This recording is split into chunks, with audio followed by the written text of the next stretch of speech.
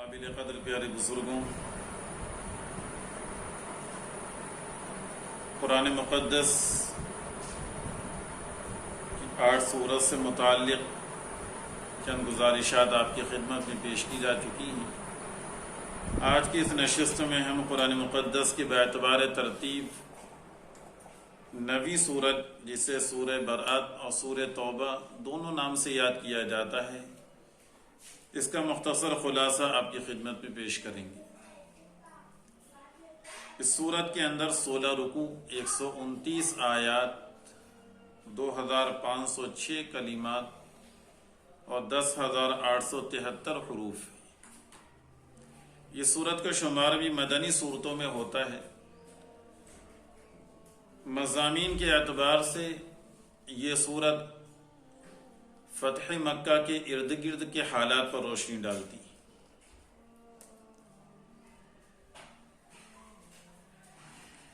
چنانچہ اس کے اندر جو واقعات ذکر کیے گئے ہیں، ہم باعتبار تفصیل اور ترتیب کے ان کے سامنے آپ کی خدمت میں پیش کر رہے ہیں۔ کہ تم جانتے ہیں کہ اللہ کے رسول علیہ الصلاۃ والسلام مدینہ منورہ تشریف لائیں اور پھر اسلام کے کئی معرکے، غزوہ بدر، غزوہ احد، غزوہ خندق کی شکل میں سامنے آئے۔ جب سن 6 ہجری کے اندر صلح حدیبیہ کا واقعہ پیش آیا تو یہ صلح در حقیقت جو بظاہر مسلمانوں کو ایسا لگ رہا تھا کہ ہماری شکست ہے، ہم دبے ہیں، اللہ نے اسے فتح مبین کی کیفیت میں ابھار دیا، اور اس کا نتیجہ یہ ہوا کہ بے شمار قبائل جوق در جوق حلقہ اسلام میں داخل ہوتے چلے گئے۔ کفار مکہ اس کی تاب نہ لا سکیں، اور جو معاہدہ ان سے کیا گیا تھا صرف 2 سال کے عرصے میں ہی انہوں نے اس معاہدے کو توڑ دیا، جس کے نتیجے میں اللہ کے رسول علیہ الصلاۃ والسلام 10,000 صحابہ کرام کا لشکر جرار لے کر مکہ المکرمہ کی طرف روانہ ہوئے، اور 8 ہجری کے اندر اللہ تبارک و تعالی نے آپ کو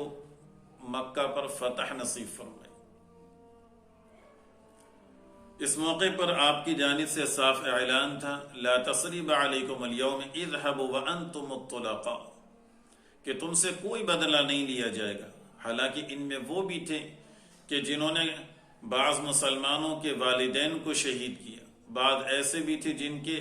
بچے چھینے گئے تھے، کچھ ایسے بھی تھے جن بچوں کو یتیم کیا گیا تھا، کچھ ایسے بھی لوگ تھے جن پر ظلم و تشدد کے پہاڑ توڑے گئے تھے، جن کی سسکیاں اور جن کی آہیں ان عرب کے ریگزاروں کے اندر گونجا کرتی تھی۔ لیکن اس کے باوجود اللہ کے رسول علیہ الصلاۃ والسلام کا صاف اعلان اور صحابہ کا اس پر عمل کہ پوری طریقے سے اعلان تھا کہ جو شخص اپنے گھر کا دروازہ بند کر لے اسے بھی امن، جو ابو سفیان کے گھر میں داخل ہو جائے اسے امن، جو خانہ کعبہ کے اندر داخل ہو جائے اسے بھی امن، حرم میں داخل ہو جائے اسے امن، ہر شخص کو آپ نے امن عطا فرمایا، سوائے اس شخص کے جو مزاحمت کے لیے آ جائے تو ظاہر سی بات ہے کہ مقابلہ کیا ہی جائے گا۔ آپ کے یہ اخلاق اور آپ کی یہ اعلی ظرفی اور آپ کی یہ ہمت عالی اور مخلوق سے آپ کی یہ ہمدردی ایک عالی ظرف انسان کی ہی پہچان ہو سکتی ہے، ورنہ دنیا کے فاتحین کا تو یہ اصول ہے کہ جب وہ کسی قوم کے اوپر فتح حاصل کرتے ہیں تو ان کی عورتوں کو باندیا بناتے ہیں، ان کے بچوں کو غلام بناتے ہیں، انہیں تہہ تیغ کر دیتے ہیں، ظلم کی وہ تاریخ دہرانے کی کوشش کرتے ہیں جسے سن کر بھی انسانیت سسک اٹھے، لیکن اللہ کے رسول علیہ الصلاۃ والسلام نے سب کو معاف فرمایا۔ اب اس موقع پر بہت سے حضرات اہل مکہ میں سے ہی مسلمان ہوئے۔ اسی درمیان اللہ کے رسول علیہ الصلاۃ والسلام کو یہ اطلاع ملی کہ مکہ اور طائف کے درمیان جو قبائل آباد ہیں، قبیلہ حوازن اور قبیلہ بنو ثقیف، یہ زبردست جنگ کی تیاری کر رہے ہیں۔ ظاہر سی بات ہے کہ مکہ کے فتح کے بعد اسلام ایک نئی شان و شوکت کے ساتھ ابھر کر آ رہا تھا۔ جو مزاحمت اب تک سامنے آ رہی تھی وہ مزاحمت دم توڑ چکی تھی، اور ایسا نہیں لگ رہا تھا کہ اب کوئی اور طاقت ابھر کر آئے گی جو اسلام کو اور مسلمانوں کو دبا سکے گی۔ قبیلہ حوازن اور قبیلہ ثقیف نے جب یہ صورتحال دیکھی، انہوں نے خود تیاری جنگ کی شروع کر دی. آپ نے عبداللہ ابن ابی حضرت رضی اللہ تعالیٰ کو تحقیق کے لیے روانہ فرمایا. انہوں نے آ کر اطلاع دی واقعی یہ سچی بات ہے، اللہ کے رسول وہ زبردست جنگ کی تیاری کر رہے ہیں. تو اللہ کے رسول علیہ السلام نے بھی 10,000 صحابہ کا لشکر اور 2,000 نئے ابھی جو مسلمان ہوئے تھے مکہ کے اندر 12,000 کا آپ یہ لشکر لے کر یہاں سے روانہ ہوئے ہیں. اور طائف اور مکہ کے درمیان ایک علاقہ ہے جسے حنین کہا جاتا ہے. اس موقع اس جگہ پر دونوں کے دونوں لشکر مزاحم ہوئے. لیکن اس کیفیت کے ساتھ کہ جب صبح کے وقت مسلمان اس گھاٹی میں پہنچے ہیں اور اس مقام پر جسے حنین کہا جاتا ہے، تو قبیلہ حوازن پہلے سے ہی وہاں گھاٹیوں میں چھپا ہوا تھا. انہوں نے زبردست طریقے سے تیر اندازی کی. اس کا نتیجہ یہ ہوا کہ ابتداءً مسلمان منتشر ہونے لگے. اور یہ بھی در حقیقت اللہ کا ایک نظام تھا کہ کچھ نئے مسلمان ان کی زبان سے اس طرح کے جملے نکل گئے تھے کہ آج اتنا بڑا مجمع ہمارے ساتھ ہے، ہمارے مقابلے میں کون آ سکتا ہے اور کون ہمیں شکست دے سکتا ہے. اور اللہ تبارک و تعالیٰ کو یہ باور کرانا تھا، یہ بات ذہنوں میں بٹھانی تھی کہ فتح اور شکست یہ اللہ تبارک و تعالیٰ کی فیصلے پر منحصر ہوتی ہے. انسانی طاقت، انسانی جمعیت اور انسانی ساز و سامان کا اس کے اندر کوئی ہاتھ نہیں ہوا کرتا. جب مسلمان منتشر ہونے لگے اور عجیب سراسیمی کی کیفیت بن گئی. اللہ کے رسول علیہ السلام کے پاس صرف 100 صحابہ کرام کا مجمع تھا، جن میں خاص کر حضرت ابوبکر صدیق، حضرت عمر، حضرت علی، حضرت عبداللہ ابن مسعود، حضرت عباس، حضرت فضل ابن عباس رضوان اللہ تعالی علیہم اجمعین، یہ حضرات تھے. اور ابو سفیان ابن حارث جو آپ کی سواری کی لگام پکڑے ہوئے تھے. آپ کے حکم پر حضرت عباس رضی اللہ تعالیٰ عنہ نے صدائیں بلند کی ہیں کہ اے مہاجرین کی جماعت، اے انصار کی جماعت، اے بیت رضوان والو. تمام آپ نے قبائل کے نام لے کر اور اس طریقے کی نسبتوں سے صحابہ کو جب یاد کیا ہے اور اللہ کے رسول کا پیغام سنایا ہے، فوراً وہ تمام کے تمام صحابہ اللہ کے رسول کی ذات کی طرف دیوانہ وار دوڑ پڑے. حتیٰ کہ اگر کسی کی سواری کچھ مشکل درپیش کھڑی کری تو وہ فوراً اپنی سواری سے نیچے اتر گئے اور جوق در جوق اللہ کے رسول کی بارگاہ کی طرف چلا. چنانچہ اب ترتیب کے اعتبار سے یہ جنگ ہوئی اور اللہ تبارک و تعالی نے جلد ہی مسلمانوں کو فتح سے ہمکنار کیا. اور یہ کوئی معمولی فتح نہیں کہ زبردست مسلمانوں کی فتح کہ مسلمان صرف 4 شہید ہوئے تھے. اس جنگ کے اندر 70 کفار قتل کیے گئے تھے اور مال غنیمت وافر مقدار میں مسلمانوں کو حاصل کیا. 24,000 بکریاں مال غنیمت میں، بے شمار اونٹ اور بہت چاندی مسلمانوں کو اس مال غنیمت میں حاصل ہوئی.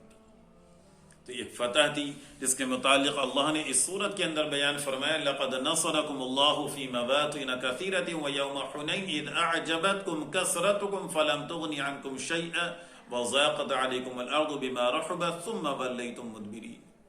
تو اس وقت کو یاد کرو جب اللہ نے اپنی سکینت یعنی اپنی رحمت اور اپنی مدد نازل فرمائی، جبکہ تم اپنی تعداد کے اوپر فخر کر رہے تھے. نتیجہ یہ ہوا کہ زمین اپنی کشادگی کے باوجود تمہارے اوپر تنگ ہو گئی، پیٹھ پھیر کر تم میدان جنگ سے علیحدگی اختیار کرنے لگے. ایسے حال میں اللہ نے تمہاری مدد فرمائی. اللہ تمہاری طرف متوجہ ہوا جو بے انتہا بخشنے والا اور انتہائی مہربان ہے. فتح مکہ اور حنین سے فارغ ہو کر جو یہاں سے کفار بھاگے تھے اور انہوں نے طائف کے قلعے کے اندر پناہ لی تھی، اللہ کے رسول علیہ السلام نے وہاں کا محاصرہ فرمایا اور پھر اللہ کی جانب سے نظام ایسا بنا کہ وہ لوگ بھی مسلمان ہوئے. اب جب 9 ہجری آتی ہے اور حج کا سفر قریب ہوتا ہے تو اللہ کی جانب سے اعلانات فرما دیے جاتے ہیں کہ یہ کفار جو اب تک حرم کے تقدس کو پامال کر رہے تھے، بت پرستی کے ذریعے سے، شرک اور کفر کی گندگی کے ذریعے سے، اس نجاست اور پلیدگی کے ذریعے سے ننگے یہاں طواف کیا کرتے تھے، اب ان پر پابندیاں عائد کی جاتی ہیں. چنانچہ حکم دے دیا گیا اللہ کے رسول کی جانب سے صدیق اکبر رضی اللہ تعالیٰ عنہ کی زبانی اور پھر پیچھے سے حضرت علی رضی اللہ تعالیٰ عنہ کو بھیج دیا گیا، اور 9 ہجری کے حج کے سفر کے اندر مکہ کے اندر صاف طریقے سے اعلان کر دیا گیا کہ مسلمانوں کی جن سے معاہدے نہیں ہیں متعین وقت تک، وہ تمام کے تمام اچھی طریقے سے جان لیں کہ 4 مہینے کا انہیں وقت دیا جاتا ہے۔ اس 4 مہینے کے اندر یا تو اسلام کے دائرے کے اندر آ جائیں، حلقہ بغوش اسلام ہو جائیں، یا پھر سرزمین مکہ کو وہ خالی کر دیں۔ ہاں، جن سے کوئی مدت اور میعاد مقرر کر دی گئی ہے انہیں اس مدت تک مہلت دی جاتی ہے، اس کے مہلت ختم ہو جانے کے بعد انہیں بھی یا تو اسلام کے اندر داخل ہونا ہے یا پھر سرزمین مکہ کو پاک اور صاف کرنا ہے۔ شرک اب مکہ کے اندر برداشت نہیں کیا جائے گا، ننگے طواف نہیں کیا جائے گا، وہاں کی عزت، وہاں کی حرمت اور وہاں کی رفعت اور وہاں کا جو مقام ہے اسے دلوں میں بھی جگہ دینی ہوگی اور ظاہری حال سے بھی اس کو پیش کرنا ہوگا۔ چنانچہ یہ اعلان کر دیا گیا اور براءت ظاہر کر دی گئی، براءۃ من اللہ ورسولہ الی الذین عاہدتم من المشرکین، کہ اللہ اور اللہ کی رسول کی جانب سے بیزاری کا اظہار ہے ان لوگوں کے لیے جو شرک کرنے والے ہیں، کفر کرنے والے ہیں۔ اسی نسبت پر اس کا نام سورہ براءت رکھا گیا۔ حج کا سفر بعافیت طے ہو جاتا ہے۔ 9 ہجری میں جب رجب کا مہینہ آتا ہے تو اس موقع پر اللہ کے رسول علیہ الصلوۃ والسلام کو یہ اطلاع ملتی ہے کہ غسانی قبیلہ جو ملک شام کے اوپر حکومت کر رہا ہے، ہرقل روم کی جانب سے، وہ اب مدینے پر حملہ ور ہونے کے لیے اپنی ایک بڑی جمعیت کے ساتھ تیار ہے۔ چنانچہ اللہ کے رسول علیہ الصلوۃ والسلام نے یہ موقع دیے بغیر کہ وہ مدینے پر حملہ ور ہو، زور شور سے تیاریاں شروع کر دی، صاف اعلان کر دیا، بلکہ اللہ کے رسول کی عادت شریفہ اس غزوے سے پہلے ہمیشہ یہ رہی تھی کہ آپ اس بات کو ظاہر نہیں فرما دیتے کہ جانا کس طرف ہے، اسے خفیہ رکھ دیتے، لیکن یہ پہلا موقع تھا جو غزوہ تبوک کی شکل میں اب سامنے آیا ہے، جس میں آپ نے صاف اعلان فرما دیا تھا کہ سفر بھی طویل ہے، گرمی کے ایام ہیں، پھل پکے ہوئے ہیں، مزید تیاریاں کرنی ہے۔ آپ نے نشاندہی فرما دی تھی کس طرف ہمیں کوچ کرنا ہے، اور صاف مدینے کے اندر اعلان کر دیا گیا تھا کہ ہر شخص کو اس کے اندر شرکت کرنی۔ چنانچہ 30,000 کا لشکر اسلام اس موقع پر تیار ہوا، جس میں حضرت عثمان رضی اللہ تعالیٰ عنہ نے تقریباً 1/3 لشکر کو سامان مہیا فرمایا۔ 1000 دراہم آپ کی جانب سے ہدیے کے اندر اللہ کے رسول کی خدمت میں پیش کیے گئے ہیں۔ یہی موقع ہے جس میں حضرت صدیق اکبر رضی اللہ تعالیٰ عنہ اپنے گھر کا پورا مال آپ کی بارگاہ میں پیش کر رہے ہیں۔ حضرت عمر رضی اللہ تعالیٰ عنہ اپنے گھر کا آدھا مال وہ آپ کی خدمت میں پیش کر رہے ہیں۔ اتنے حوصلوں کے ساتھ اور اتنی فداکاری کے ساتھ یہ لشکر تیار ہوتا ہے، اور رجب 9 ہجری کے اندر مدینہ منورہ سے یہ لشکر روانہ ہو جاتا ہے۔ ایک مقام ہے تبوک، مدینے اور شام کے راستے میں، آپ اس مقام پر 20 دن کا پڑاؤ فرماتے ہیں، اور جب آپ مدینے سے روانہ ہونے لگے ہیں، اسی درمیان میں ایک اور سازش کافروں کی، منافقین کی جانب سے سامنے آتی ہے۔ ایک شخص ابو عامر جو مدینہ کے اندر سرداری کا خواہش مند تھا، لیکن اللہ کے رسول علیہ الصلوۃ والسلام جب تشریف لائے اور اسے ایسا لگا کہ میرے ارمانوں پر اوس پڑ رہی ہے اور میری خواہشات پائے تکمیل کو نہیں پہنچ سکتی، تو وہ شخص جو عیسائیت اختیار کیے ہوا تھا اب منافقت کا لبادہ اوڑھتا ہے۔ اللہ کے رسول اسے بھی دعوت دیتے ہیں لیکن اس دعوت کو ریجیکٹ کر دیتا ہے اور باضابطہ سازشوں کے اندر ملوث ہو جاتا ہے۔ تو آپ کی زبان سے یہ جملے نکلتے ہیں کہ اللہ تجھے بے یار و مددگار کسی اجنبی زمین کے اندر موت عطا فرمائے۔ چنانچہ وہ ابو عامر شخص یہاں سے نکلتا ہے اور یہاں سے نکل کر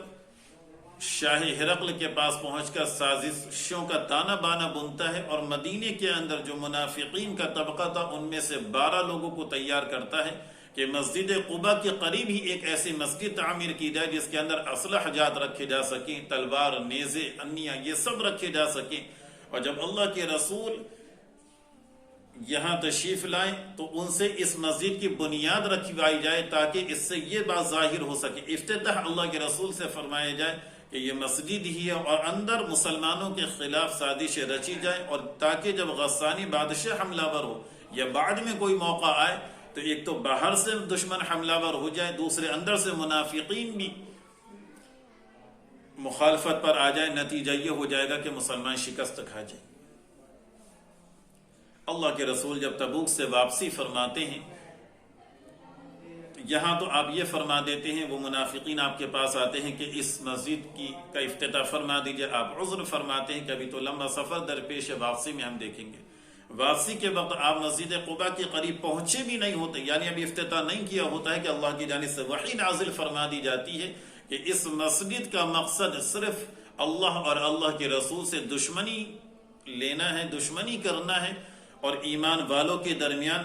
تفریق پیدا کرنا ہے، انہیں فرقوں میں تبدیل کرنا ہے، ان کے درمیان علیحدگی پیدا کرنا، ان میں توڑ پیدا کرنا ہے. اس کا مقصد ایسا نہیں ہے کہ اسے تقوی کے اوپر اس مسجد کی بنیاد رکھی گئی ہو، بلکہ وہ تو مسجد قباء ہے کہ جس کی بنیاد اول دن سے ہی تقوی کے اوپر رکھی گئی تھی. اور جو لوگ اس کی بنیاد رکھنے والے ہیں، جو مسجد زرار کے نام سے یاد کی جاتی ہے، فرمایا کہ اس کا مقصد اللہ اور اللہ کے رسول سے جنگ اور مسلمانوں کے درمیان تفریق ہے. ایسا کرنے والے جہنم کے دہانے کے اوپر. جیسے ہی اللہ کے رسول پر یہ وحی نازل ہوتی ہے، آپ فوراً صحابہ کو روانہ فرماتے ہیں اور اس مسجد کو منہدم کر دیا جاتا ہے، اس میں آگ لگا دی جاتی ہے. چنانچہ تاریخ سازوں نے تحریر فرمایا ہے کہ اس نفاق والی مسجد جو بظاہر مسجد تھی، حقیقتاً تو مسجد بھی نہیں تھی، بس اس کا ظاہر ایک مسجد کی شکل میں تھا، وہاں پر اللہ کا ایسا عتاب نازل ہوا کہ وہاں کوئی چیز نہیں پنپ پاتی، کوئی چیز اب وہاں پر پروان نہیں چڑھ پاتی. حتیٰ کہ ایک صحابی رسول کو اللہ کے رسول نے وہ جگہ عطا فرما دی کہ تم ضرورت مند ہو، مکان بنا لو. انہوں نے وہاں رہنا شروع کیا تو ان کے گھر کے اندر کوئی بچے کی ولادت ہی نہیں ہوتی تھی، اور بچہ پیدا بھی ہوتا تھا تو وہ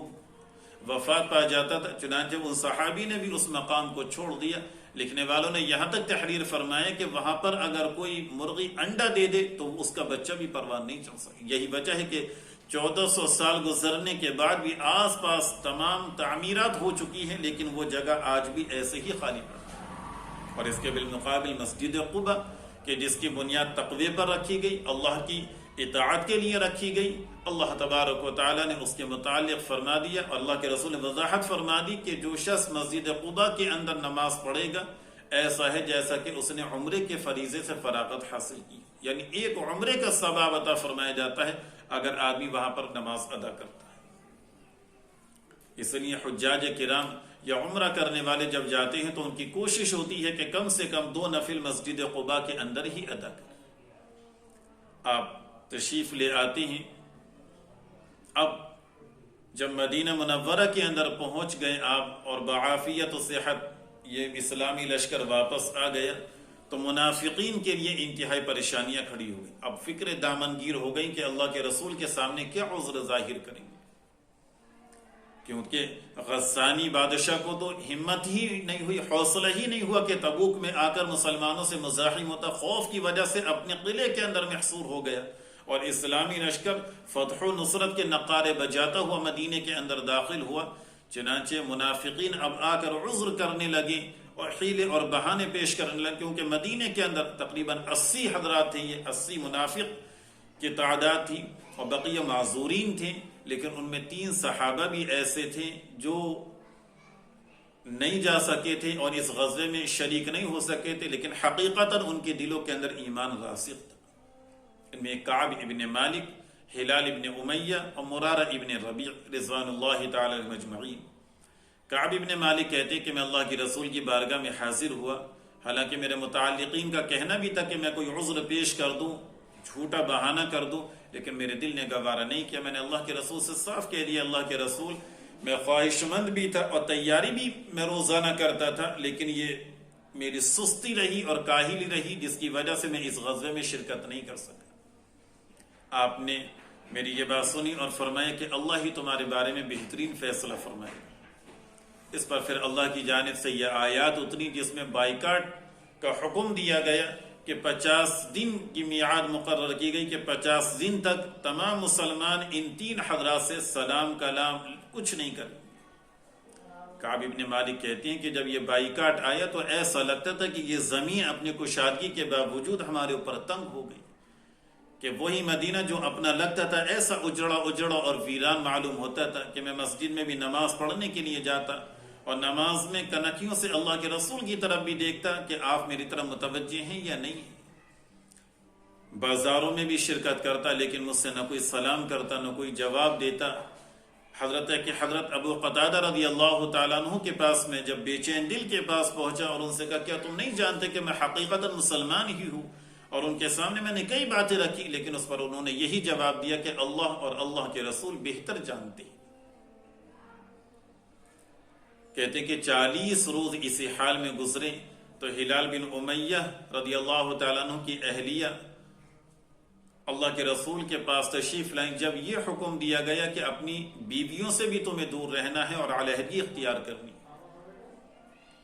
کہ اللہ کے رسول ہلال بوڑھے اور ضعیف شخص ہیں، کوئی خدمت کرنے والا نہیں ہے، اگر آپ اجازت دیں کم سے کم میں خدمت کے لیے تو ان کے پاس رہ جاؤں۔ آپ نے اجازت دی لیکن ملاقات کی اجازت نہیں دی۔ غرض یہ کہ 50 دن اس حال میں گزرتے ہیں اور پھر اللہ کی جانب سے پیغام پیش کر دیا جاتا ہے کہ اللہ نے ان حضرات کی توبہ کو قبول فرما لیا۔ چنانچہ کعب ابن مالک رضی اللہ تعالیٰ فرماتے ہیں کہ میں اپنے گھر کے اندر صبح کے وقت تھا، اتنے میں ایک شخص نے پہاڑ کے اوپر سے صدا بلند کی کہ اے کعب ابن مالک تمہیں مبارک ہو۔ چنانچہ یہ الفاظ سنتے ہی میں سجدے کے اندر پڑ گیا اور تھوڑی دیر میں دیکھتا ہوں یہ گھڑ سوار میرے پاس آتا ہے اور مجھے مبارکباد پیش کرتا۔ مجھے اتنی خوشی ہوئی کہ اس وقت بدن پر جو کپڑے میرے پاس تھے وہ بھی میں نے ہدیے کے اندر گفٹ اسے کر دیے، اسے گفٹ دے دیے تھے۔ اللہ نے ان کی توبہ کو قبول فرمایا اور واقعتاً اللہ تبارک و تعالیٰ اپنے بندوں سے بہت محبت کرنے والا ہے اور ان کی توبہ کو قبول کرنے والا ہے۔ یہ جو کفار و مشرکین کی جانب اللہ نے براعت کا اظہار فرمایا، اس پر بعض کفار و مشرکین نے اعتراضات بھی کیے کہ ہم تو خانہ کعبہ کے خدمت گزار ہیں، حاجیوں کو پانی پنانے والے ہیں، بھلا ہمارا مقام بلند ہونا چاہیے اور ان لوگوں کو مقام کو کیوں بلند کیا جا رہا؟ تو اللہ نے فرمایا انما یعمر مساجد اللہ من آمن باللہ والیوم الآخر، کہ مسجد کی تعمیر کرنی اور مسجد کو پروان چڑھانا اور مسجد کو رونق بخشنا صرف یہ نہیں ہے کہ تم خدمت ہی انجام دے رہے ہو، بلکہ حقیقی تو یہ ہے کہ اللہ پر ایمان لاؤ، آخرت پر ایمان لاؤ، صرف اللہ سے ڈرو۔ تب یہ پیغام اپنے دل کے اندر لاؤ گے تبھی تم لوگ راہیاب کہلاؤ گے۔ اور تم جو کہتے ہو اجعلتم سقایۃ الحاج وعمارۃ المسجد الحرام کمن آمن بہ، کہ تم ان کے برابر ایسا نہیں ہو سکتا جو اللہ پر ایمان لائے، آخرت پر ایمان لائے۔